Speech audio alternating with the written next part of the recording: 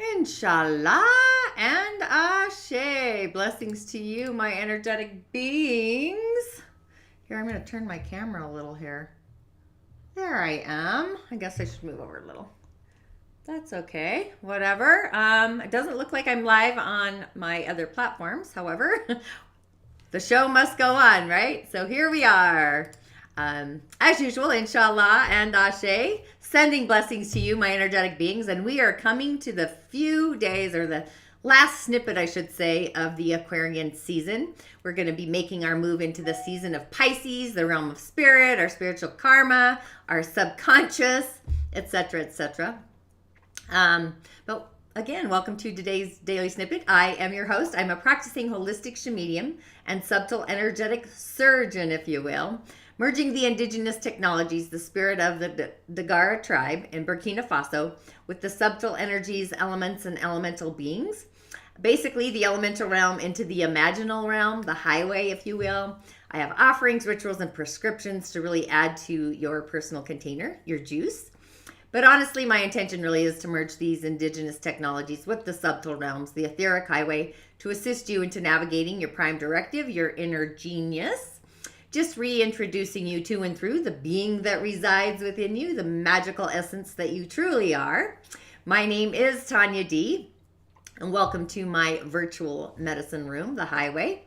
And if you haven't already, please be kind and do subscribe to my YouTube channel, Tonya D. Hit the bell button so you're notified. And also, if you don't mind, like my videos so the YouTube algorithm will suggest me to other like-minded musers in the galactic universe, sending out an echo, if you will, or a beacon. So is it ever too late to do an offering to the universe, an elemental offering? I would say absolutely no. Being that we are at the critical degree and the moon is in Virgo and the sun literally at the last degree of Aquarius season, we are really at the final stage of the vibration that we truly wish to be. You may feel the vibrations, the test of them. Even I know I did. However, I always feel better after doing an offering or a ritual to really cast aside anything that is feeling troublesome in my centeredness. So if you can literally climb into your center through the solar plexus or your heart's chamber, centering our feelings again, if you are in my musing club, and one of my online offerings this Sunday, I'm going to be musing about our dream state, dreaming or manifesting into being through dreams. But back to the snippet, I'm super excited about Sunday's show. But with that, we are missing pieces to a personal puzzle. If we are, this unfamiliar frequency might be highlighted like an alert signal, a beacon sent to see if we are paying attention to the unfamiliar. So really be kind to yourself, be compassionate. Integration takes time and space. So I know for myself, when I was in Africa with Malidoma, it was a year of integration along with a year of the experience, which brought my memories to the experience of HIV or AIDS when that was like coming off of the shelf. But we are really invigorating or reinvigorating our sensors, if you will. So the messages of the day, we have the non-human beings, the realms of the fairies online, being that we're at this state of awareness, or at least I hope we are, right? But this is Soulless. He's part of the singers of the realm, like holding the note, the ones who show us the potential of what we ultimately can become. Their energy is constantly with us, always available. They are light. But Soulless is knowledge, he's consciousness, he's the synthesis, he's spiritual empowerment. And interestingly enough, he stands between the realm of the singers and the realm of manifest reality, the realms of Fury or the world or the other realms and dimensions. Basically, he is the energy of today, which I found fascinating. But the singers, they dwell in the realm of the cosmos without boundaries or differentiations. But we and the little people, they live in worlds where there are limitations to overcome, boundaries to identify and expand, which ultimately assists us to grow. So when we don't know what we need or who to turn to, Soulless here is there to help us if we are asking him. He's a message to an oracle, and he speaking in tongues, I guess, but he allowing the surface noise to fade and just knowing that he is there waiting. So he encourages us to stand on our own 2 feet and to recognize and utilize our own wisdom, to deepen our own strength and our courage, to acknowledge and work with our own higher qualities or essences, I guess, and just using them as kind of stepping stones to improve the things that are less than positive. However, at the same time, he recognizes that we cannot do everything alone. So he helps us to make those connections, connecting the dots, to have the insight that will assist us to accept wisdom, energy, and assistance from the other realms, especially the realms of the singers and the fae. So with the faith in the fae, in the human spirit, Soulless sees us as arrows firing from a bow, choosing our own direction and soaring into undreamed territory or heights, just empowered by the trust in our own creative life force.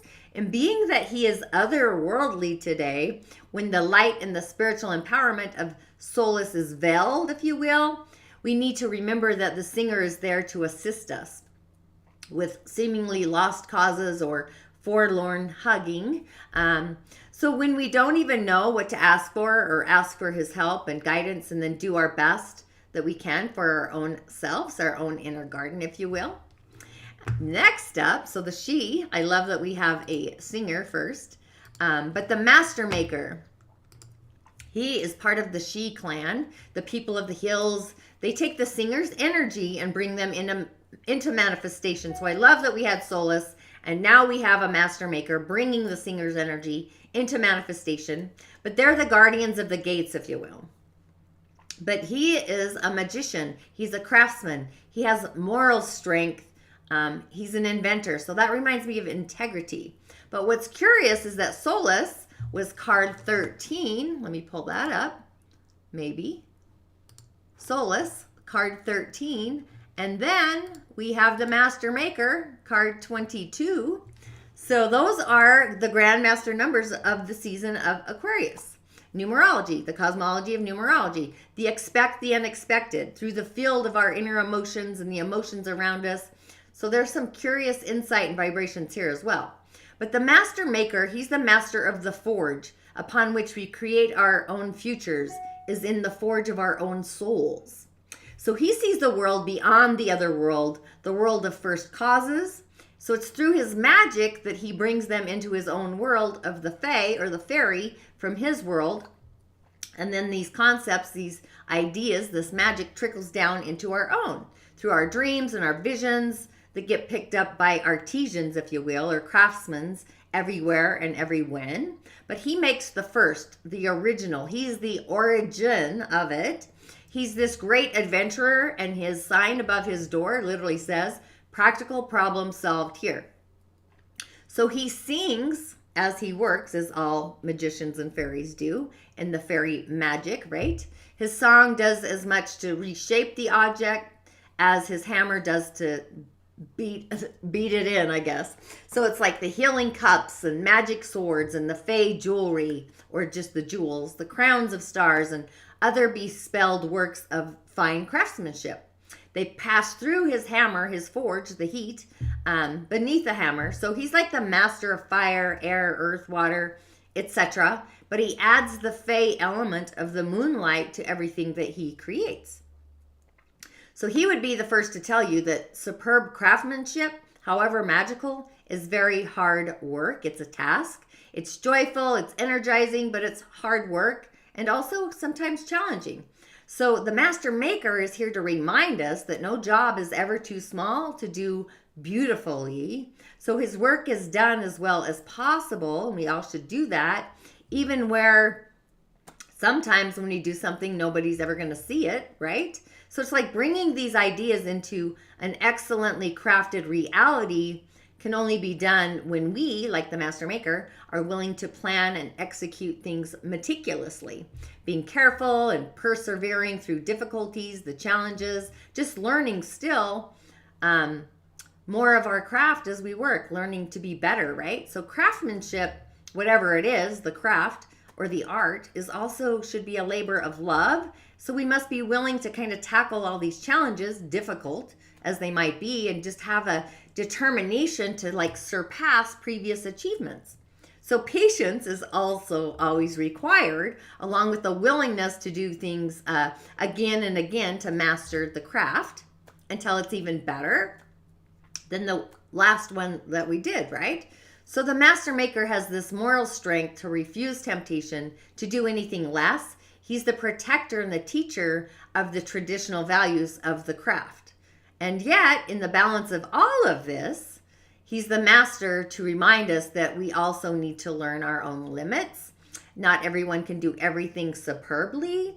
So when we discover our talents and we choose our crafting, we gain greater joy and fulfillment from developing a skill into an art. And we all grow like the Master Maker each time we do the best that we can and really stretch ourselves to do a little bit better than that. I know I'm always doing that with my lives. Like, what can I do to present myself better? So it's like doing whatever we can as well as we can, and then even to make it even better. So the Master Maker's really reminding us that our very best work is always desirable in the present situation, but it's necessary also for success. In fact, he's kind of asking that we surpass our previous best, not to cut corners or take the easy way, whether making a thing or fulfilling a concept or an idea, and be sure that the design in itself is elegant, it's pure, it's functional, and then just allow it by attending to every detail in turn. So he says design beyond our skill and also raise the level of our skill set to fulfill it. And just given and accept only the best. Do it with love of the craft, whatever that craft may be, right? So the message kind of speaks of long-lasting achievement, creative problem solving, having a confident action, but it may suggest cooperation with others, especially from a position of responsibility or of teaching one's craft to others, if you will, and knowing that success comes from practical application of traditional origins, if you will, principles in life and also in work, in our day-to-day.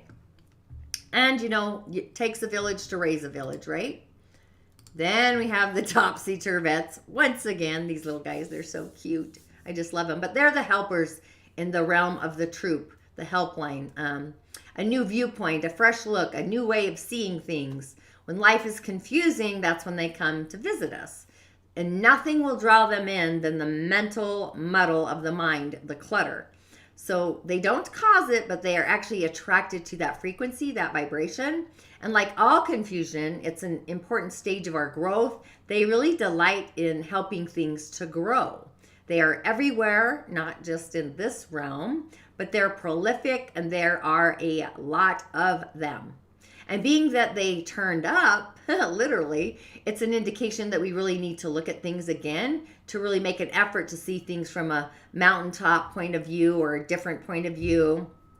It's just that the confusion may exist because we are asking the wrong questions, or maybe we've made the wrong assumptions, things that are incorrect. So we have kind of run into a brick wall built on misconceptions. So they're kind of asking us to literally back off the stage, to question our assumptions, to try to see things from viewpoints of other people involved in the muddle, if you will, in the mud. And they're asking us to let go of our attachments to our own point of view, especially about other people. So it's a suggestion that we start trying to see things as they really are, authentically, instead of as somebody thinks they should be, or ourselves. It's kind of a warning, actually, that someone involved in the question or the issue at hand is mentally upside down or possibly even sideways. So it's kind of a suggestion that things need to be looked at from a different angle, a different point of view, and we need to back off from our emotional entanglement and look through new eyes. So a lot of the apparent confusion about the issue is caused by a faulty point of view. So it's like getting the opinion of honest others and then literally just relooking at our own opinion, really. So it could bring in defensiveness or denial, which sometimes may be causing all the difficulties. So just try imagining that you are looking at the situation from the point of view of each and everyone involved, the others. So it's not really an exercise in deciding how the other ought to see things, but in discovering how they really do see things, a different point of view. So words like he ought to see that are not as useful at this moment. It's just a good idea to pause, to listen for hints from the Turvets themselves. They really are experts in the field of clearing up the cosmic mental muddle, if you will, the cosmic clutter that sometimes we go through. I know I've been in mine the last few days. And then we have this juicy soul, Tauberia of the Waters, part of the fairy guides and the guardians. They devote their time and energy into directly guiding humanity as we develop our gifts and our talents and our own special magic, the sauce. They assist us to become more of who we already are, our essence, our authentic essence, exploring our potentials and transcending our self-imposed limitations. So this Fae Guardians, they help us to discover the joys of living harmoniously with nature, with each other, and also with them. This is emotions, it's water, it's serenity, it's meditation, it's gracefully accepting the change. So just for a moment, if you will, close your eyes and just let yourself feel the cool, the sparkling fairy waters, if you will, just flowing through your fingers. And imagine, if you will, drinking the sparkling coolness from your own cupped hands, and imagine the water just flowing down your throat. You may even be able to feel that magical essence, that energy, feeling coolness just flow right through you, down to your toes, down into the Earth Star. Take a breath and take a pause. Don't you just feel juicy or feel better at least? So the magic of Tauberia is like throughout the world, there's these healing wells, both for general health and specific elementals. In modern times, a lot of people, the fairies, they have these qualities of the waters that have been diluted. And even though she represents these healing waters, there's also healing helpers that are doing everything they can to keep the water clear and potent and magical. So fairy waters reflect the emotional state of the beings around them, humanity around them. So the Fae waters that come through to our world have literally lessened in purity and also powers in places where people are living, especially stressful, civilized lives, the concrete jungle, if you will. So as an observation, there are profound connections with drinking water, tears, wells of forgiveness. Water is the fluid of transforming nutrients in our bodies, flushing, just connecting the flow. I could go on and on and on. I mean, I just did a water immersion. However, the healing fairies who assist Tauberia do the best that they can under all these circumstances to purify the essence of water and try to maintain their own personal joy, the spirit of who they are, to give added powers to these waters. So we can assist the Fae by creating more joy and merry cheer in our lives, the lives of others, and also in our own. So in addition to these healing wells, there are springs, there are rivers that really bestow the wisdom or the skill upon the drinker, the one that imbibes, I guess. There's a famous mountain on Mount Helicon, which bestows poetic inspiration, if you will. I suspect the Fae fountain, because that's kind of how it works. It's kind of a fairy fountain. So if one was to drink from it, they gain a certain level of poetic ability. Another brings you more. And the third really brings you the flow essence, the blossoming of the poetry. So the reason the world is not really overrun with this magnificent poet energy is because first, it's really difficult to find a spring. Second, the water packs such a wallop of juice that most people kind of stagger off after a single swig or two. And you only get one chance at the spring to sip. So these are also fountains of youth, if you will, like the one on Dun 1. It's the highest hill on Iona, a magical isle on the west coast of Scotland, which I should go to. But you can look and look for this fountain and never find it. Actually, all of the fountains, I think. Just possibly trying again and again and again. And being that she is otherworldly, Tiberia, this could indicate emotional needs that aren't being met, or a thirst of the spirit, or emotions. And on the other hand, it can remind us that fairy spells on waters can oftentimes be mischievous, causing confusion, muddling our memory, making us irritable. So like a cold shower might be in order with this one, but it's certainly a time for like cooling off, calming down, quieting the waters of our emotions before we take any actions. The doing and the outcome, what we be is what comes, the being coming out of the closet, the doing, the creating of the being, stuff like that. So these cards really go with the energy of the day, the cosmic highway, the outer planets. That's what I mean when I say the cosmic highway. But on the elemental highway, we have a Yin Metal Ox of a day. So it's like plowing through the yoke around the neck. And being that this little yin metal, again, is born in the month of the tiger, the beginning of spring, as we're cascading in, wood is strong, nature is strong, and fire is rising during the month of the tiger. So our yin metal is very weak. Wet earth, wet yin earth would be the best solution to strengthen our day and reduce the domination of the wood and also the fire. Even though the yang water is polishing our yin day master, making it shine, but this is only going to work if the yin metal is strong, which it's not. Otherwise, it's going to diminish from the polishing, make it rusty. And also, we could add more yin or yang metal to welcome to provide support and also rooting our day, be a root, grounding it. And being that water is excessive, it's only going to make our day leak, if you will. And wood will become, again, too strong, while earth will become contaminated, making our day yin metal actually dirty and unable to shine. So it cannot handle the extreme fire. It's not strong. It's not like the yang metal, unrefined. Yang metal could take up the heat, but not the yin. And being that the energy of spring is so strong, fire is weak, it's unable to really burn the excess energy. It's almost like the wood energy, the tiger is too wet to burn, so it's not dry wood, if you know what I mean. It's not productive enough. So fire is actually needed to create and make the element of wood kind of busy to bring balance to our day.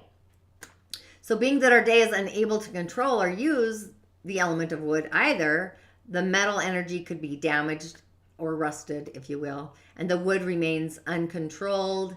Not very useful either. So it's like the stimulation of the element of our day, the metal, to bring balance to the day. So wet earth would be useful here because it can produce metal. It's going to exhaust the spring or the element of wood. And fire is the element I would use for today. It's a curious element, really. Use your visions, light a candle, the ancestors, incense, dreams, you know, any juicy dreams. I've been having interesting ones. But being that the ox represents wet earth, I would stick with the element of fire. Meditate on the frequency of fire, how you want to utilize it, create a boundary, if you will, around your visions. You know, what is the future that you envision? Light the flame of that vision. And it looks like we will plow through our day like an ox, if you will. We might feel on edge today, a little bit spicy there. Our feelings and our ego are online, and allowing our ego to be the responder to what we're feeling. And then our heart's integrity is going to come online and come into alignment, into our own, actually. If we respond in the opposing way, from the outward to the inward, acting emotionally outward, we are unbeing in our essence. We're like undoing, unraveling, or out of alignment within our own personal integrity. So the magic really lies within the motion, the doing and the emotion, the kindness that we offer to our inner world from the outer world. You might feel the forces of adversity pop up today. And to add to the cosmic soup, you know, whatever has been on your highway for the season of Aquarius, career, relationships, to self or to the other, a job, social media, could be anything really. But once we get the memo dissipates and is no longer on our threads or our finger frequency. It's dissipating. So be kind in your outer world and allow the kindness, the compassion to flow to your inner world. It's the chalice of love, and we have the master maker to create our own personal chalice. The waters of healing when in the lower frequencies of shame or blame and self-doubt, the fear train. Add more love with the sparkle of the Fae to the chalice, the sparkle, right? Kind of like Tinkerbell. We got the crystals of the moon. Sometimes the offense can feel bigger than it is. So really stay in the flow, your sacred garden of water, or allow the spring to flow over as well. So it's like we are at this stargate of the unfamiliar waters, lightning strikes, and then what? So here we are, energetic hiccups and all. You know, I've been doing my rituals and my offerings so much more. It just feels better to have that otherworldly conversation to the little ones. We might appear in a new light by the end of the day today, or at least within the early morning. So what you're being on the inside, that's really what we want to radiate on the outside. Our own innovation of our talents, our gifts to these unlimited possibilities. So we have all the Fae online, a singer, a helper, a she, a guardian, lots of love in there actually. So take in the light of the singer today, the Soulless. Be a master maker as the challenges appear and forge through it. Their faults anyway, right? And flow through your day with healing waters, cleansing yourself. And with our high heart online, the singers and all the juice, really, I would probably bring all the juice into our energetic centers. The Buttercup meditation is a great one for assisting on a day like today, otherworldly, and also fire, the heat of fire in our breath. It's like a breathy heat. And actually the action, the doing of fire, the lighting of a candle, building a fire, honoring an ancestor, you know. When was the last time you went to a cemetery and offered gratitude to the ones that came before you? Generally, we just do this seasonally, usually, but be in the center of your heart, offerings of shimmering silver greens, if you will, and be loving, be compassionate to yourself as you climb into a new skin, kind of silky style, if you will. Be courageous as you decide to elevate your frequency a notch. And really, self-love is the key to access these gates. So I would affirm that I am my own gatekeeper, feeling my feelings and loving myself inside and out, just in these conscious river streams. So with all of that, InShalla and Ashe, as always, blessings to you and gratitude as well. Thanks for joining me, tuning in, liking, sharing, and all the juice. And as always, I'll see you on the other side.